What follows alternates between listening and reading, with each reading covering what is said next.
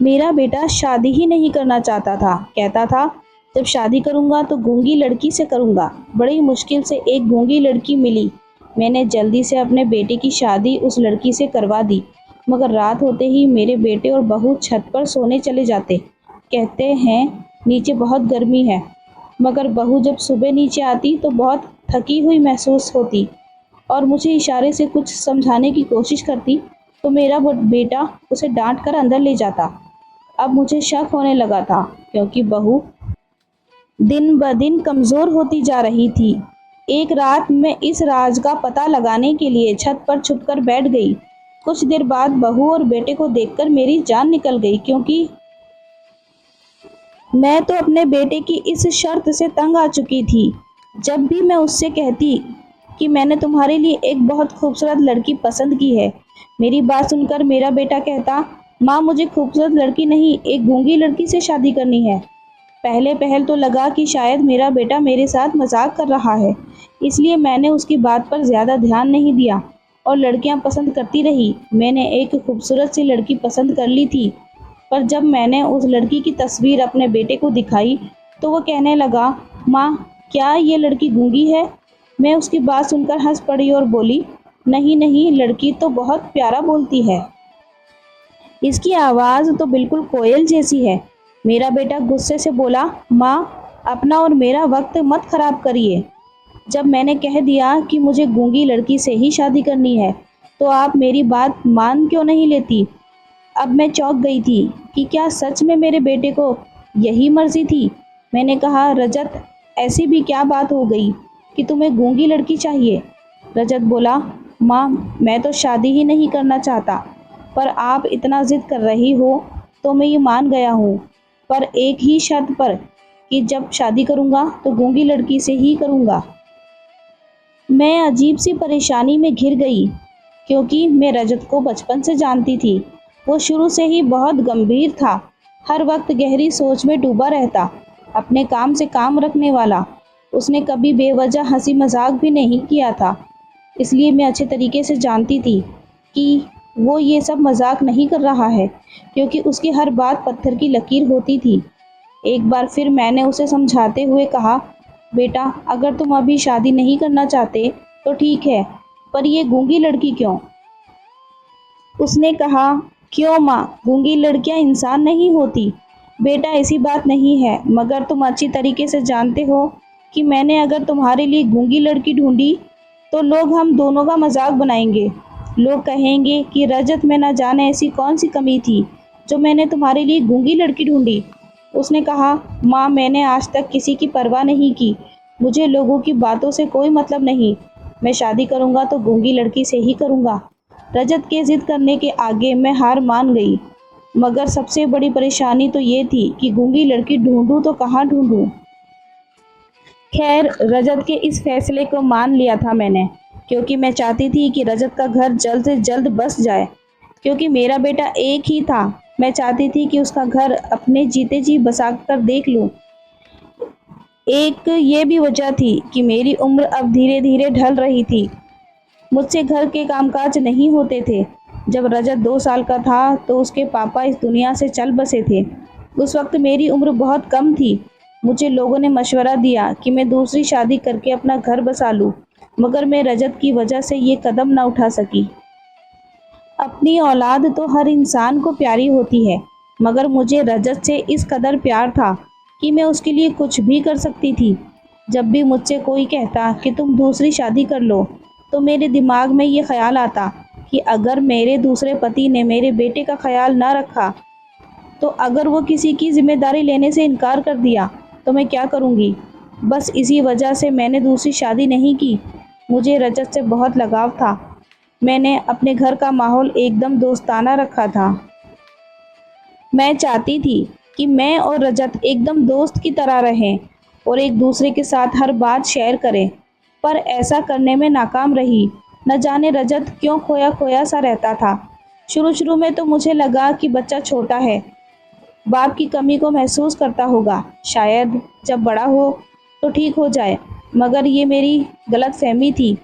वो तो बड़े होने के बाद और गुमसुम रहने लगा। फिर मैंने सोचा किसी ऐसी लड़की से शादी करवाऊंगी जो बहुत हंसमुख होगी, रजत से ढेर सारी बातें करेगी, तो रजत धीरे धीरे सुधर जाएगा। मगर मेरे इस अरमान पर भी रजत ने पानी फेर दिया। हमेशा की तरह इस बार भी मैंने रजत के ख्वाहिश के आगे हार मान ली। मैं उसके लिए अब गूंगी लड़की ढूंढने लगी, मगर मुझे ये नहीं पता था कि गूंगी लड़की ढूंढना इस कदर मुश्किल हो जाएगा। मैंने कुछ लोगों से कहा भी कि मुझे रजत के लिए गूंगी लड़की चाहिए, पर परेशानी की बात तो ये थी कि कोई भी मेरी बात गंभीरता से नहीं ले रहा था। मैं जिस किसी से गूंगी लड़की की बात करती, वो आगे से कहता, छोड़ो तुम गूंगी लड़की, ये देखो तस्वीर, ये कितनी प्यारी लड़की है, एमए पास है, बहुत खूबसूरत है। लड़कियों की तस्वीर दिखाकर लोग तारीफ करते हुए नहीं थकते थे, लेकिन मैं अब बहुत परेशान हो चुकी थी। मेरे हाथ में कुछ भी नहीं था। एक दिन मैंने बड़ी मुश्किल से घर का काम निपटाया और थोड़ी देर के लिए चारपाई पर बैठ गई। तभी मेरे दरवाजे पर दस्तक हुई। एक औरत आई। उस औरत को देखते ही मैं पहचान गई। वो अक्सर ही हम लोगों के घर आकर कुछ खाने पीने की चीज़ें मांग लिया करती थी। वो बहुत गरीब औरत थी। मुझे लगा शायद कुछ खाने पीने की चीज़ें मांगने आई होगी। उसे देखकर मैंने कहा, ठीक है, मैं तुम्हारे लिए कुछ लाती हूँ।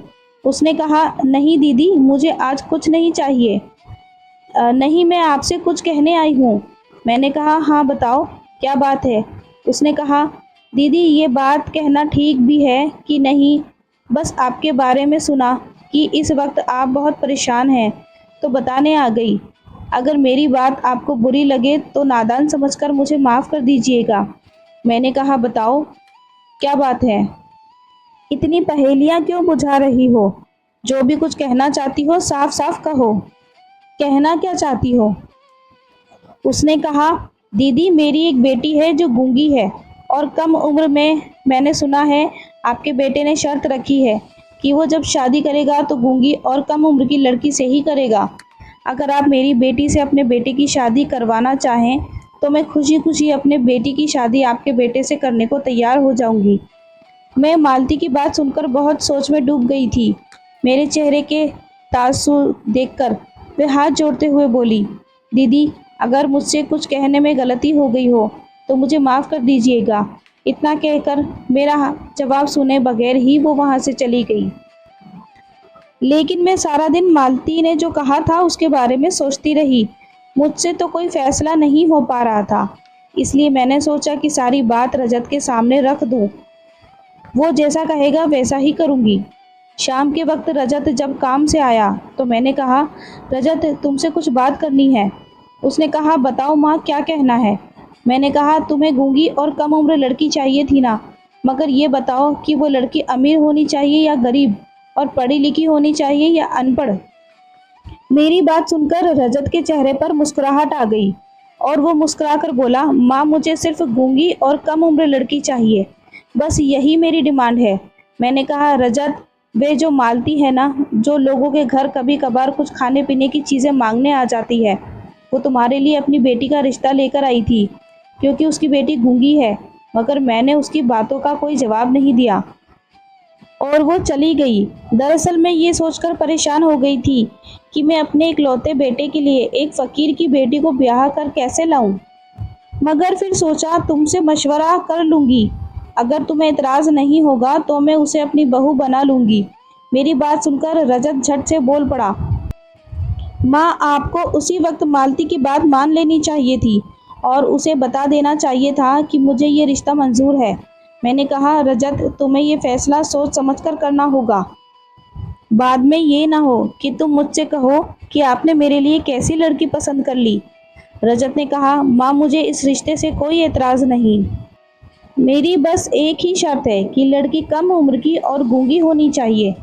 अब चाहे वो किसी फ़कीर की बेटी हो या किसी की, मुझे कोई फ़र्क नहीं पड़ता। मुझे चाहिए वो मुझे मिल रहा है, इसलिए मुझे ये रिश्ता मंजूर है। उसके बाद पर मैंने सिर हिला दिया।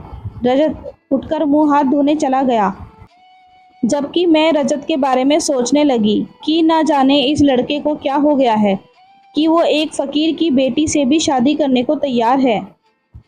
धीरे धीरे वक्त गुजर रहे थे और मैंने महसूस किया कि गुजरते वक्त के साथ रजत की बेचैनी बढ़ती जा रही थी। उसने मुझसे कहा कि मैं जल्द से जल्द उस लड़की के घर जाकर उसका हाथ मांग लूं। अब मैं और इंतज़ार नहीं कर सकता। रजत की बातों ने मुझे हैरान करके रख दिया। पहले तो मेरा बेटा शादी करने को तैयार ही नहीं हो रहा था और अब तैयार हुआ तो उसने इतनी जल्दी मचा दी। मुझे खुद समझ में नहीं आ रहा था कि ये क्या हो रहा है। खैर, एक दो दिन बाद मैं और रजत मालती के घर गए। मालती हमें देखते ही खुश हो गई और वो समझ गई कि मैं उसकी बेटी का हाथ मांगने आई हूँ। उसने हाथ जोड़ते हुए हमें एक चारपाई पर बिठाया और कुछ देर बाद वो अपनी बेटी सुधा को लेकर आई। मालती की बेटी सुधा इतनी खूबसूरत थी, उसको देखकर जी नहीं भर रहा था। मालती ने कहा, दीदी ये मेरी बेटी है सुधा। मैंने इशारों इशारों में रजत की तरफ देखा तो रजत ने भी इस शादी के लिए हाँ कर दी। मैंने उसी दिन अपने बेटे के फैसले के आगे हार मान ली। बिना कुछ सोचे समझे रजत और सुधा की शादी तय कर दी। दीदी मेरी बेटी सुधा पूरी तरीके से गूंगी नहीं है, बस भगवान ने इसे आवाज़ नहीं दी है, लेकिन ये हम सब की बातें सुन सकती है, बस बोल नहीं सकती। मालती की बात सुनकर मैंने कहा, चलो अच्छी बात है, हमें इसके साथ इशारों से बात नहीं करनी पड़ेगी, हम जो कुछ भी कहेंगे ये समझ जाएगी। मालती ने कहा, हाँ दीदी। रजत ने अपना फैसला सुनाते हुए कहा कि मैं इस शादी के लिए ज़्यादा इंतज़ार नहीं कर सकता। अगर अगले हफ्ते आप लोगों को मंजूर है तो हम ये शादी करने को तैयार हैं। रजत के इस बात पर मुझे बहुत गुस्सा आया कि इस लड़के को शर्म नाम की कोई चीज़ ही नहीं है। हम बड़ों के आगे ये अपना ही फैसला सुनाने लगा। और शादी की इतनी भी जल्दी क्या है, आखिर ये इतना बेचैन क्यों है। पर अब तक मैंने अपने बेटे के हर फैसले पर हामी भरी थी, तो ये फैसला भी मुझे उनका मानना ही था। इस बात पर मैंने मालती की तरफ देखा तो उसे भी जल्दी शादी करने में कोई एतराज़ नहीं था। रिश्ता तय करने के बाद मैं और रजत दोनों घर आ गए। धीरे धीरे मैं रजत की शादी की तैयारियां करने लगी और वो वक्त आ भी गया जिस दिन रजत की शादी थी। रजत ने पहले ही कह दिया था कि मेरी शादी सादगी से होगी, इसलिए हमने शादी में ज़्यादा तामझाम नहीं किया और रजत और सुधा की शादी करवा दी। सुधा दुल्हन बनकर हमारे घर आ गई। सुधा बहुत ही खूबसूरत थी। उसकी खूबसूरती देखकर मैं सोचने लगी कि काश ये बातें करती तो कितना अच्छा होता। कुछ रस्मों के बाद शादी के वक्त मैं सुधा को रजत के कमरे में छोड़कर आई। मेरे दिमाग से बहुत बड़ा बोझ उतर गया था। मेरा बेटा शादी कर चुका था। अब मैं अपने आप में बहुत सुकून महसूस कर रही थी। अब मुझे मौत भी आ जाए तब भी मुझे कोई परेशानी नहीं होती, क्योंकि बेटे के प्रति जो मेरा फ़र्ज़ था अब मैं पूरा कर चुकी थी। आज मैं सोने के लिए बिस्तर पर लेटी तो मेरे सामने आज का सारा मंजर घूम रहा था। न जाने रजत ने ऐसा क्यों किया था। पहले तो वो शादी करने को ही तैयार नहीं था और अब वो हथेली पर सरसों जमा बैठा था कि जब शादी करूँगा तो गूंगी लड़की से ही करूँगा। न जाने ये लड़का करना क्या चाहता था। खैर मैंने सर झटक दिया और सोने के लिए आंखें बंद कर ली। सुबह जब सोकर उठी तो अपनी बहू बेटे के लिए नाश्ता बनाया और उनके कमरे में देने गई। रजत बहुत खुश लग रहा था, जबकि मेरी बहू बड़ी शर्माई शर्माई सी नज़र आ रही थी। खैर उन दोनों को नाश्ता देने के बाद कमरे से मैं बाहर आ गई। थोड़ी देर बाद रजत कमरे से बाहर आया तो मैंने उससे पूछा, बेटा तुम्हारी पत्नी तुम्हें कैसी लगी। उसने मुस्कुराकर बोला, माँ मुझे जैसी लड़की चाहिए थी सुधा बिल्कुल वैसी ही है, बस अभी थोड़ा नासमझ है, धीरे धीरे समझ जाएगी। रजत की बातें सुनकर मुझे तसल्ली हुई। मेरा बेटा खुश था, समझो मुझे दुनिया की जन्नत मिल गई हो। थोड़ी देर बाद रजत घर से बाहर गया तो सुधा मेरे पास आई और इशारे से कहने लगी, मैं ये बर्तन धो लूँगी। मैंने कहा, नहीं बेटा, अभी तुम्हें कुछ दिनों तक आराम करना है, उसके बाद तुम किचन में मीठा बनाओगी, उसके बाद काम करती रहना। पहले मुझे ये बताओ कि तुम्हें खीर बनानी आती है। खीर तुम्हारे पति को बहुत पसंद है। उसने उदासी से ना में सर हिला दिया तो मैंने कहा, कोई बात नहीं, मैं तुम्हें सिखा दूंगी। दिन तो ठीक ही गुजर गए, मगर जो रात हुई तो मेरा बेटा कहने लगा, माँ आज मैं और सुधा छत पर सोएंगे। कल भी सारी रात बहुत गर्मी लग रही थी। मैं रजत की बात सुनकर हैरान थी, क्योंकि धीरे धीरे तो सर्दियाँ आने वाली थी, तो कमरे में इतनी गर्मी कैसे। खैर मैंने इस बात का ज़्यादा विरोध नहीं किया। मुझे लगा कि शायद इन दोनों को प्राइवेसी चाहिए होगी, तभी दोनों छत पर जाने की बात कर रहे हैं। वो दोनों पति पत्नी छत पर सोने चले गए तो मैं अपने कमरे में आ गई। सुबह जब सुधा नीचे आई तो वो बहुत ज़्यादा थकी हुई लग रही थी। कल तो वो इस वक्त बहुत खुश नज़र आ रही थी, पर आज क्या हुआ? मैंने सुधा का हाथ पकड़ते हुए बोला, बेटा क्या बात है, तुम मुझे कुछ बुझी सी लग रही हो। क्या ऊपर सर्दी लग रही थी? सुधा मुझे इशारे से कुछ बताने लगी। अभी मैं कुछ समझ नहीं पाई थी, तभी वहाँ पर रजत आ गया और उसे डांटकर कमरे में जाने को कहा। सुधा रजत की बात सुनकर कमरे में चली गई। मुझे रजत का ये रवैया बिल्कुल अच्छा नहीं लगा, मगर मैं क्या कर सकती थी। मैं नाश्ता बनाने लगी। नाश्ता बनाकर जब मैं कमरे में ले जाने लगी तो मुझे रजत की बात सुनाई दी। वो सुधा को डांटकर कह रहा था, सुधा तुम मेरी एक बात याद रखना, हम दोनों पति पत्नी के बीच जो कुछ भी है हम दोनों के बीच ही रहना चाहिए। मैं तुम्हें इस बात की हरगिज इजाज़त नहीं देता कि तुम मेरी पर्सनल बातें मेरी माँ के साथ शेयर करो। तुम ये मत समझना कि मैं घर से बाहर चला जाऊँगा तो मुझे पता नहीं चलेगा कि तुमने मेरी माँ को क्या बताया है। अगर मुझे कुछ भी ऐसा वैसा पता चला तो मैं तुम्हें छोड़ दूँगा। मैं तो रजत की बातें सुनकर ही दंग रह गई थी। मैं थोड़ी देर बाद गला खुखार कर उसके कमरे में चली गई। मेरे सामने रजत बिल्कुल नॉर्मल था, बल्कि सुधा के साथ भी हंस हंस के बातें कर रहा था। उन दोनों को नाश्ता देकर मैं कमरे से बाहर आ गई और सोचने लगी कि न जाने रजत की परवरिश में मैंने कौन सी गलती कर दी। कुछ दिन गुजरे तो सुधा कहने लगी, मैं घर के कामकाज करना चाहती हूँ। मैंने इस बार ज़्यादा इनकार नहीं किया और रस्म के मुताबिक उसके हाथ से खीर बनवाई और किचन में काम करने की इजाज़त दे दी। एक दिन मैं सुधा के साथ किचन में काम कर रही थी तो मैंने उसके चेहरे को बड़े गौर से देखा। उसका चेहरा मुझे मुरझाया हुआ लग रहा था। आंखों के नीचे गहरे निशान पड़े थे। उसका चेहरा थका थका लग रहा था। मेरे घर में हर चीज़ मौजूद थी, खाने पीने की कोई कमी नहीं थी, मगर सुधा मेरे घर आकर बहुत कमज़ोर हो गई थी। इससे तो अच्छी वे अपनी गरीबी में थी, जहाँ पर उसकी माँ मांग मांग कर अपने बच्चों का पेट भरती थी। आज रजत भी ऑफिस गया हुआ था, इसलिए मैंने सोचा कि मैं सुधा से पूछती हूँ कि उसे इस घर में किस चीज़ की कमी है, वो क्यों परेशान रहती है। मैंने उससे कहा, बेटा खाना पेट भर के खाती हो ना तुम? क्या तुम्हें मेरे हाथ का खाना अच्छा नहीं लगता? उसने नाम में सर हिलाया और इशारों में बात करने लगी कि ऐसा कुछ भी नहीं है, मैं पेट भरकर खाती हूँ और आप खाना बहुत अच्छा बनाती हैं।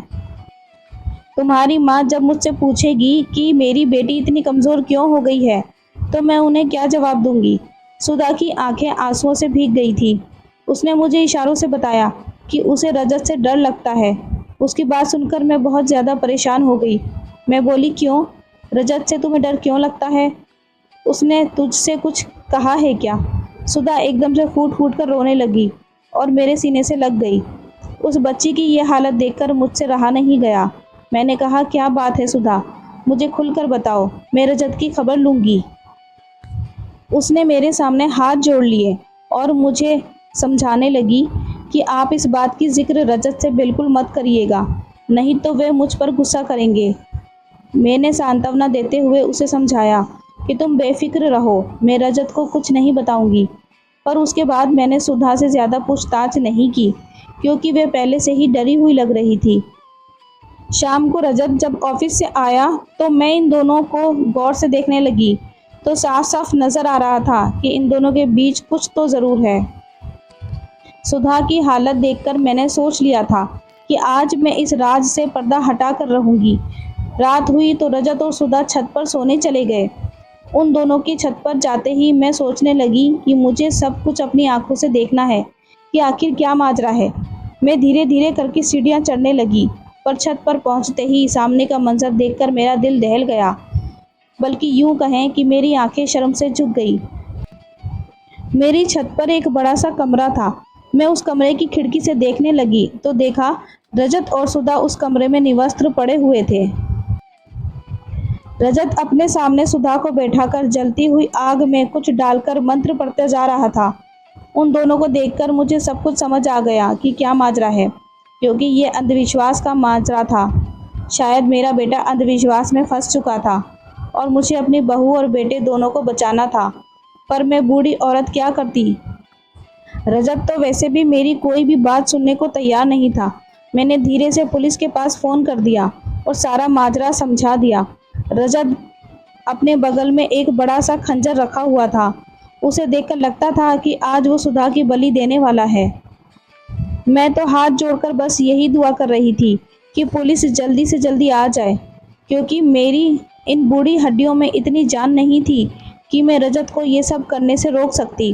कुछ देर के इंतज़ार के बाद पुलिस आ गई तो उन्होंने फ़ोन किया। मैंने धीरे से दरवाज़ा खोला। पुलिस तुरंत छत वाले कमरे के पास पहुंची, पर दरवाज़ा अंदर से बंद था। रजत अब सुधा की बलि देने वाला ही था। तभी पुलिस ने रजत के सामने गन दिखाते हुए कहा, रजत जल्दी से दरवाज़ा खोलो वरना हम तुम्हें मार देंगे। रजत दरवाज़ा नहीं खोलना चाहता था। उसने कहा, नहीं, मैं ऐसा कुछ भी नहीं करने वाला, क्योंकि मुझे कुछ नहीं होगा। तुम लोग गोली चलाओ, मुझे कोई फ़र्क नहीं पड़ेगा। रजत की बातों से हम बहुत हैरान हुए। पुलिस रजत को बातों में उलझाए हुए थी और पुलिस की कुछ टीम उधर दरवाज़ा खोलने में लगी हुई थी। कुछ ही देर बाद दरवाज़ा खोलने में हम कामयाब हो गए। पुलिस अंदर गई और रजत को पकड़ लिया और मैं अपनी बहू सुधा के पास गई।